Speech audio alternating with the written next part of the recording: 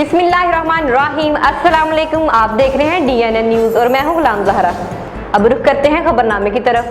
रत्तू डेरू में जमायत उलमाए इस्लाम की जानिब से अमरोटी चौक रत्तू डेरू सिटी में अजीमुल शान बाबाई सिंध कॉन्फ्रेंस मुनक्कद किया गया, जिसमें मेहमान खास शहीद फरजंद हजरत मौलाना अल्लामा राशिद खालिद सोमरू, मौलाना मोहब्बत अली खुड़ू, मौलाना असदुल्ला खुड़ू, मौलाना एहसान अहमद जमाली, मौलाना अब्दुल अजीज सोमरू, मौलाना इलाही बख्श हकाई, मौलाना अब्दुल गफ़ार जुबू, मौलाना मोहम्मद मुराद मरफाई, गाजी अब्दुल्ला जुबू सदर GTI तहसील रत्तू डेरू, मोहतरम आबद जान सोमरू समेत सिंध के नामवर उलमा ने जलसे में शिरकत की।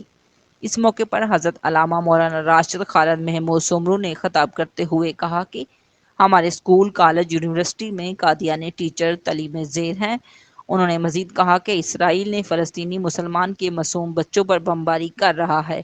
अल्लाह ने करे कल को काबा में यहूदी हमला करेंगे तो क्या मुसलमान ऐसे ही खामोश होंगे? हम लोग गजा जा नहीं सकते, लेकिन इसराइल के खिलाफ एहतजाज तो कर सकते हैं। उन्होंने कहा कि सिंध अमन मार्च में मुझे जो सिंध अवाम ने साथ दिया वो 40 साल नहीं मिला। आने वाले इलेक्शन में जमायत उलमाए इस्लाम को वोट देकर कामयाब करेंगे इंशाल्लाह।